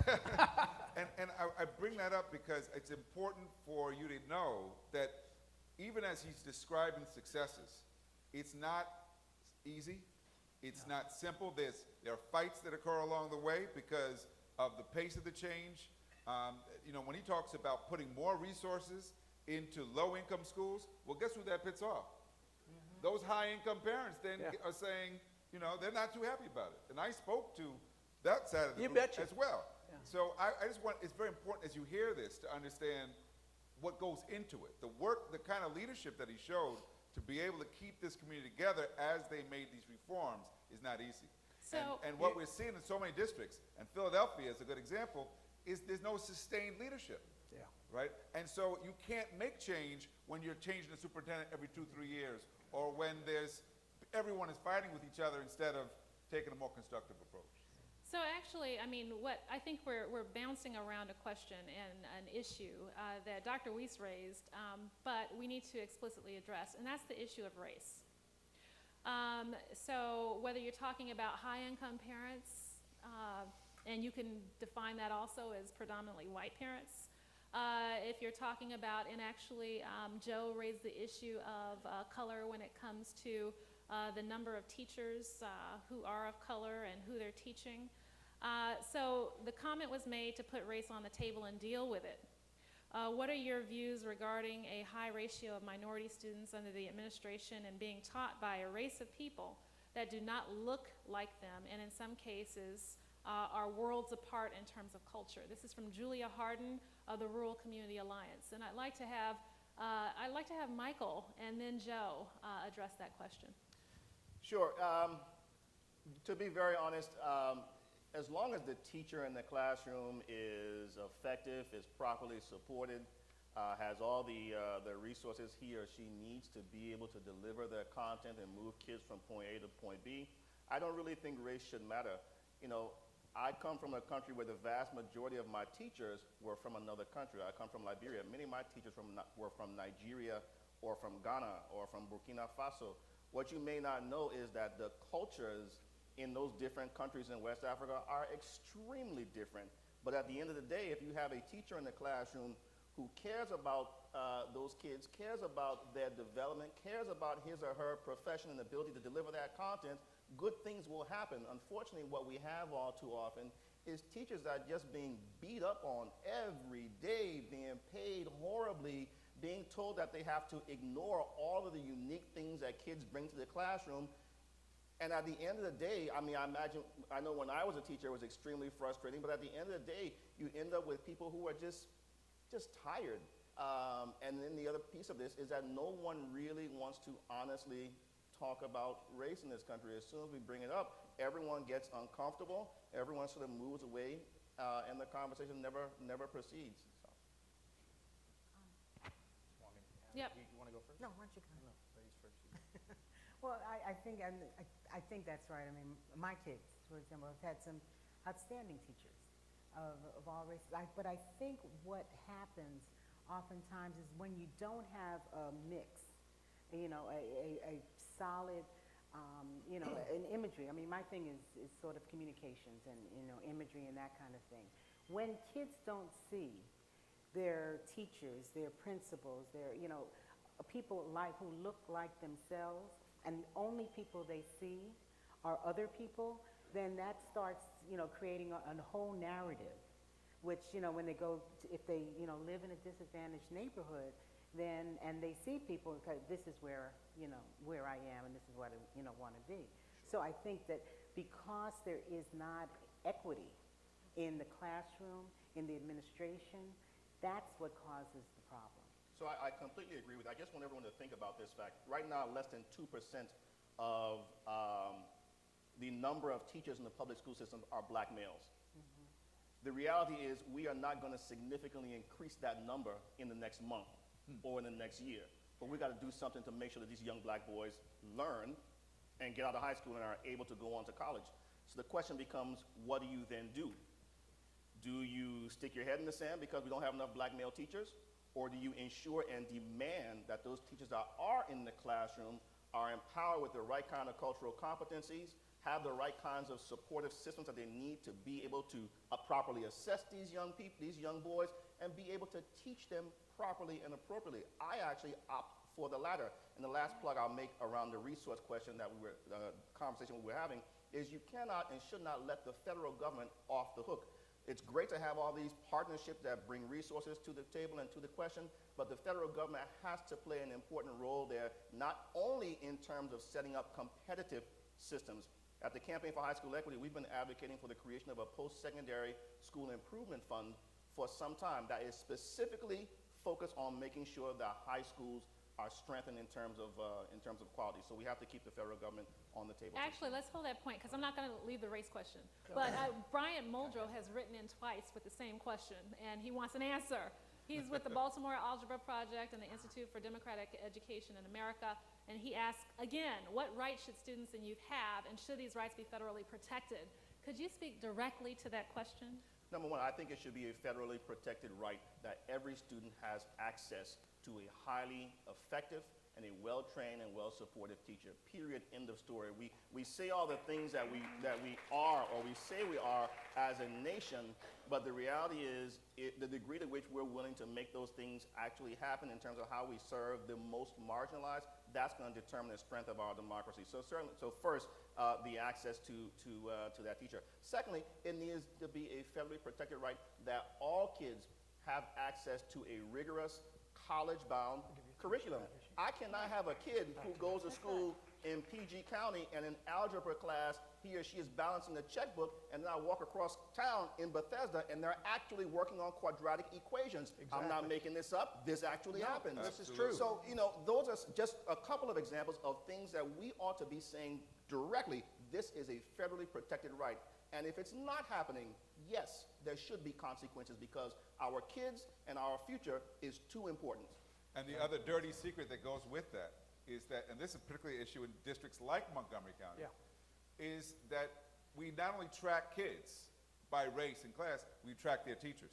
That's right. So that we will, the kids who are in those lower track classes often are being assigned to the least effective teachers, right? And so when you bring race and equity into the equation, now you're really talking about how do you allocate resources more effectively, and you have to stay focused on outcomes.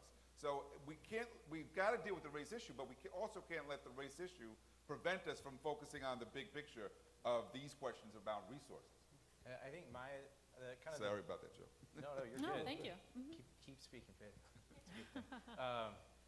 I think at a deeper level too, we think we're gonna magically show up where we need to go without a targeted strategy. When we think about diversifying the teaching profession, focusing on minority-serving institutions as pathways to the teaching profession, as that student brought up the question, I think there really is something powerful in seeing somebody who looks like you, who's from your community, who can speak to you, who could be a role model, and I think we need to really focus on targeted strategies. So I think there's real power in that, but it speaks to the bigger question of the issue of the one-size-fits-all approach based on the demographics of our country will not work. We're not going to get where we need to go. We need to have a Latino-specific strategy.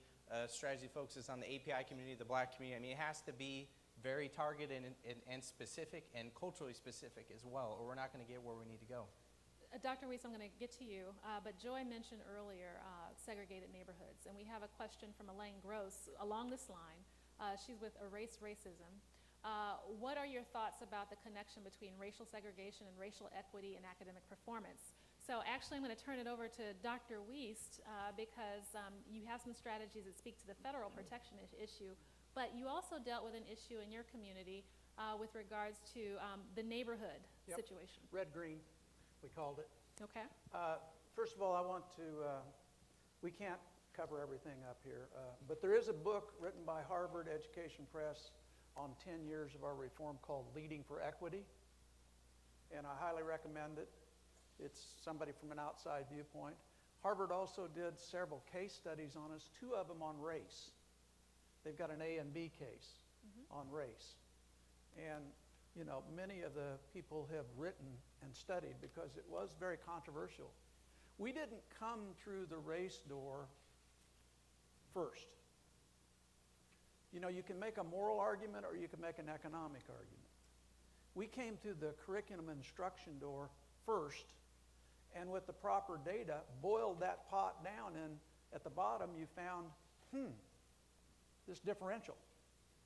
It's there, it's real. It's a differential in expectations, a differential in training, a differential in assignment, and we just put that on the table and said, this is what race is. Then what are the remedies to deal with that?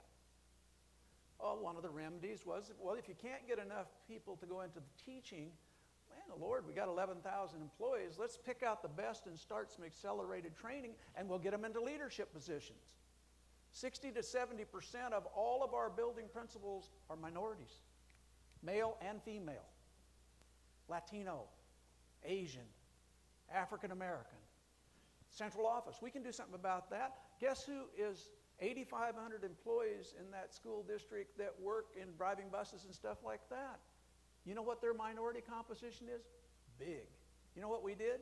Let's go in and educate them. We moved hundreds into classrooms. It doubled their wages. We got them involved. So if you can't go out and get it, build it. Build it. Get off your duff and build it. Actually, you're talking about building systems, and Michelle Chapman of the New York Communities for Change says, since the existing agencies are fundamentally not working for our children, can we ponder creating an alternative system, the structure for success in schools? Do you think that, just quickly, Yeah, building I it, think so. is it that easy? Well, the first thing you got to do is look in the mirror. Second thing you got to do is admit what you're doing is not working. And the third thing is you got to get everybody at the table and say, under what conditions can we make this work? And then figure out the collaborative way to do that. And it did take alternative structures. We found out our structures were killing us. They were producing exactly what they were designed to produce, a sorting system. And they were sorting by socioeconomics and very predictable. The only thing that we found in all of our original data 12 years ago, that everything we do is fully predictable.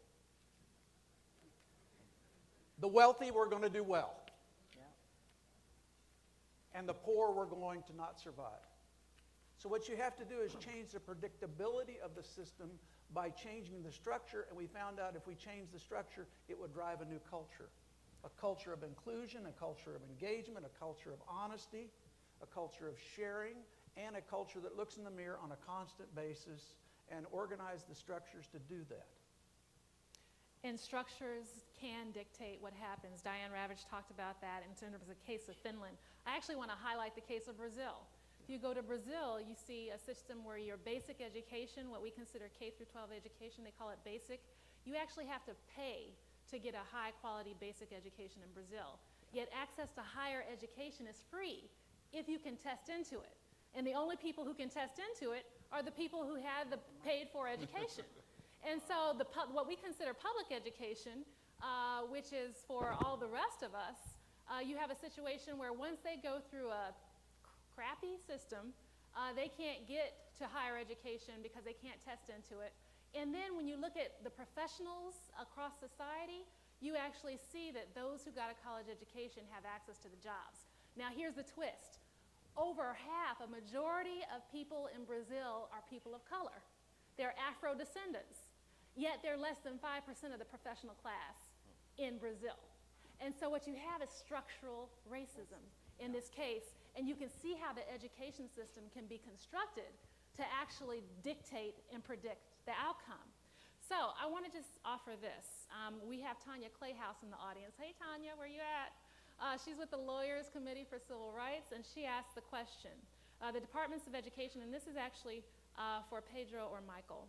The Departments of Education and Justice just released new guidance on the use of race in K through 12 and post-secondary schools. What effect do you think all of this guidance will have on attaining diversity and eliminating racial isolation in schools? And do you think that school districts and colleges will now be more proactive? Well, it's a shame it's come so late because so much damage has been done. We've seen the Justice Department actually taking such a passive and actually sometimes even a position opposition in the past in places like Louisville and Seattle. So what my sense is now, unless you have leadership in place that's willing to push these issues the way Jerry's described, you're going to need external pressure, the kind that Andy's talked to, in the community to raise these issues because we segregated lots of school systems across the country. And it's interesting, there's an interesting battle taking place right now in Memphis, where the Memphis schools has agreed to basically give up their school system to try to integrate into the larger county. It's going to be very important to make sure that if that occurs, that there is a real focus on equity and resources, and that the the loss of political power does not result in even greater disenfranchisement. So I think it's going to call for lots of vigilance, hopefully a lot of help from lawyers to, around the country to watch what's going on, because what we've seen happening in many cities, New York City is a prime example, is schools have become more segregated, not just on the basis of race, but also on the basis of socioeconomic status. For me, this kind of gets at what Dr. Weast talked about just now about inclusion. You know, the guidelines that came out aren't the best. And as Pedro said, it took a while. I mean, just to give you an example, I was part of those having conversations about this some 4 or 5 years ago when I was National Education Director at the NAACP. And hearing that the federal government finally decided to move on this all these years later was pretty interesting. But it isn't the best set of guidelines, but it's somewhat of a start. But here's the inclusion piece to all this for me. To make all this real and to have it actually have impact on real communities and real kids, the conversations need to move beyond the Beltway, and those who are involved in the conversations also need to move beyond the Beltway. And by that I mean simply this: real people in real communities on the ground, grassroots organizations, need to increasingly be empowered to demand a spot at the table to be a part of these conversations. I'll give you one real quick example, and on this panel. I'll give you one real quick example. The Department of Education also has just released a plan very recently allowing states and districts to move away from certain kinds of requirements that previously they had to sort of adhere to under No Child Left Behind. They're allowing states to put forward these applications where they can waive out of certain kinds of requirements. But one of the interesting things about this is that states were told to demonstrate in some way on their applications that they had consulted in a meaningful way or engaged ordinary folks and communities of color on the ground. Now let me just share with you just a quick example of how the game is being played. State of Georgia's application talked about that the assumed fact, or the stated fact, that they had in fact engaged all these communities, and it went as far as actually saying that they had engaged the Metro Atlanta Urban League. Folk, there ain't no Metro Atlanta Urban League. Doesn't exist. But we see that kind of gaming happening all around the place. And so the reason why I raise that is because this demonstrates how critically important it is for all of us working together to insist that this table is broadened and that more and more people are at the table making comments and being involved in the conversation and pushing to make this kind of stuff real. Okay, so I have failed you, because I told you that this format was going to make sure that we got through all the questions.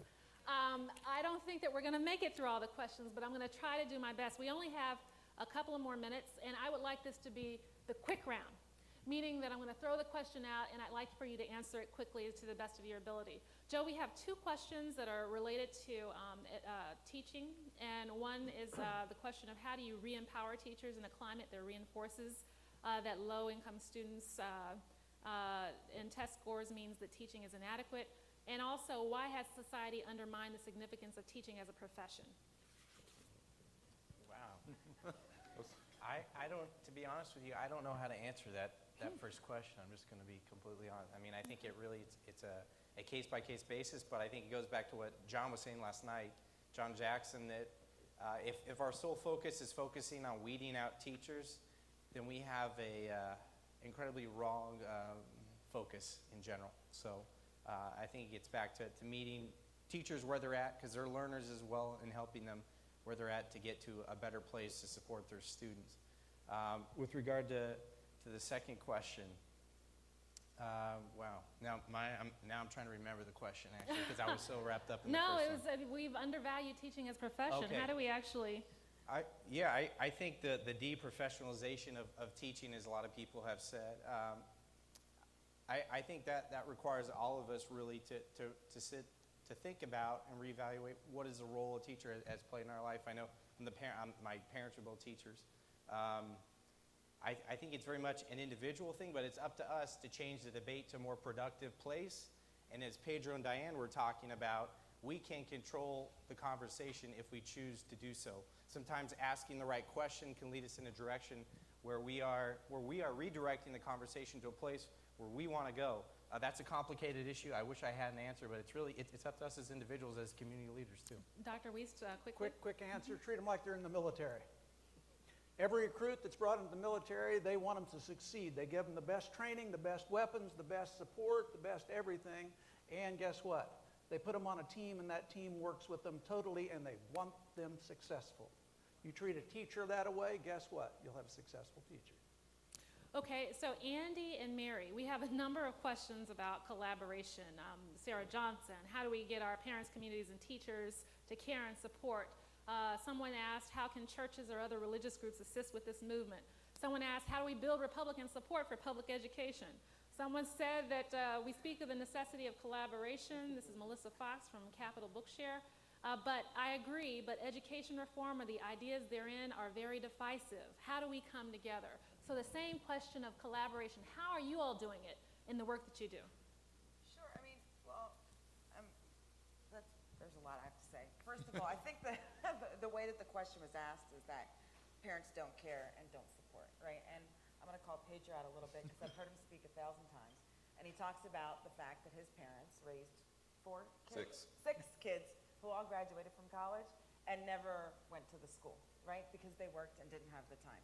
So there are parents that are invested in young people that we make this assumption because parents don't go to the school. It's because they don't care, they don't want to support. I also think that schools haven't figured out, schools have been hostile to parents coming to the school. And we haven't shifted that culture. And so we say, well, or when we do try and shift that culture, we say, wait guys, we've shifted the culture. How come you guys aren't coming in? Well, we haven't figured out a way to include, one, parents and communities in that cultural shift, and also figure out ways of partnering with communities so that those historical sentiments and feelings about schools being hostile kind of go away. And that takes time, and that's a cultural shift.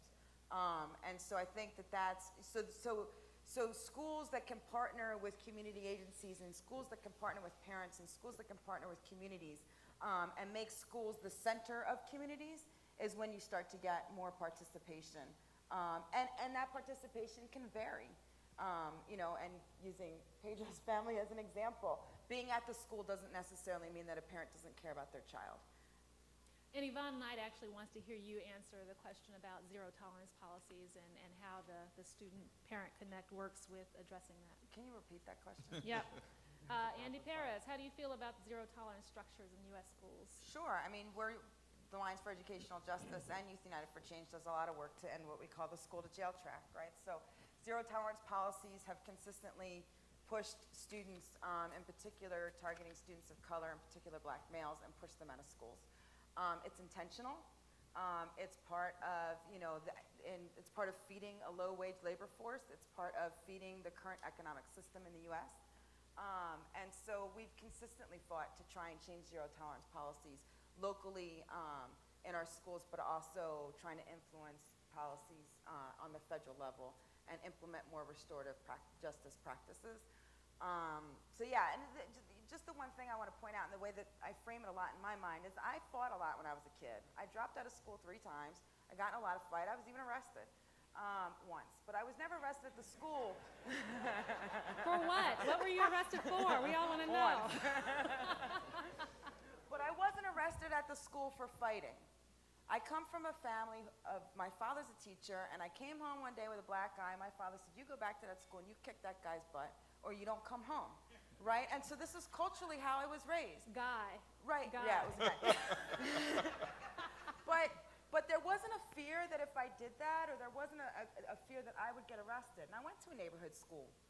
There wasn't this mentality of all of a sudden kids have conflict, therefore we've got to arrest them and connect them to the juvenile justice system. Yep. And that ultimately starts leading down a path that's destructive for young people. Yep. So Mary, you actually get the last word. We've got a lot of questions on collaboration. Somebody asked about churches, parents and others engaged and excited. What would you like to say? I think that's one of the reasons why we are so excited with the campaign for grade level reading. Because as I said before, our main goal is to get kids reading proficiently by the end of 3rd grade, because that is such a pivot point for everything that happens, going on to high school and then on to careers and on to life. And it's interesting, many states, you were talking about zero tolerance, many states actually predict how many prison beds they're going to need on third grade levels, reading levels. So my son has, is fond of saying that somewhere in New York State there is a bed with his name on it because he did not read on grade level by the end of third grade. And so there are a lot of different factors that are going on to it. But I think that at some point, and what I love about this Montgomery County story is that under all of that, it was just, this will not happen on our watch. We are angry, we are going to get the job done. That's when you start pulling. I mean, that's what Wall Street, was all about. It's basically being intentional. And actually, Absolutely. related to that, Pat Devonnet said, why Johnny still can't read, since the 1940s we stopped teaching phonetically. If we are to achieve the goal to produce 8 million post-secondary graduates by 2020, we must revisit how to teach reading phonics phonetically. What's your position on that? I personally have always been bothered about the fact that my kids weren't taught phonics. And I still don't understand, frankly, the justification, the reason why. I don't get it. It worked for me, it worked for my wife. It is simple. I don't understand why we're not doing it. So, Joy, you don't have a position on it? Okay, all right, Joy doesn't have a position on it. I Dr. got Weast? one. You're going to use whatever it takes to get that child to read, and phonics is definitely a proven methodology, okay? Okay. Come on, get real here. Okay. So Andi, Not the only one now. Andi actually asked a question early on, and she said, what are our own goals? We've heard the president's goal for 2020. What are our own goals for 2020? And I would like to introduce to you a new concept introduced by the Schott Foundation for Public Education, and it's called 2020 Vision Roadmap. And the 2020 Vision Roadmap, can we get the slides, please, is a tool for you. It's a tool for researchers, advocates, policymakers, business leaders. It actually sets what the argument is that we cannot achieve the president's 2020 goal without comprehensive systemic change that reaches from pre-K all the way through higher education, and that we need to look at this as a continual pipeline, and we need to address and present policies that will strengthen every portion of the pipeline. We will not achieve it without doing this. And so the 2020 Vision Roadmap is what you see here. When you go to the Schott Foundation's Opportunity to Learn campaign website, that's otlcampaign.org, you'll see the Vision Roadmap has just been released, and you can click on that and you'll get to the 2020 Vision Roadmap. You can either download it as a PDF or you can use it as an online tool. And you'll notice on your left-hand side that there is actually a table of contents. It's actually web-enabled. You can click on it. And when you click on it, for example, if you click on cross-cutting foundation issues, you will get to the strategies that are available. And you'll notice, for example, that the first strategy that's being called for, which is a vision of our goal, is closing school funding gaps to boost student access and success. And you'll see under there all you need to know about closing school funding gaps. And under that, we have policies so for example, policy 1 that we're calling for is increase overall school funding levels and ensure that funds are equitably distributed. And so you have information about that kind of policy. You have the kinds of policy actors that you need to be tapping into to make this happen. We also, and this is a tool for you, so we want to make sure the worst thing you can do is go to the wrong governmental actor for the policy that you're seeking. So we're trying to provide you with step-by-step guidance on how you actually move these policies in your locale. We have action steps for advocates that you can take. There's also tools to help implement the cross-cutting strategies so that you can find additional resources. And so we have it along every stage of the educational pipeline.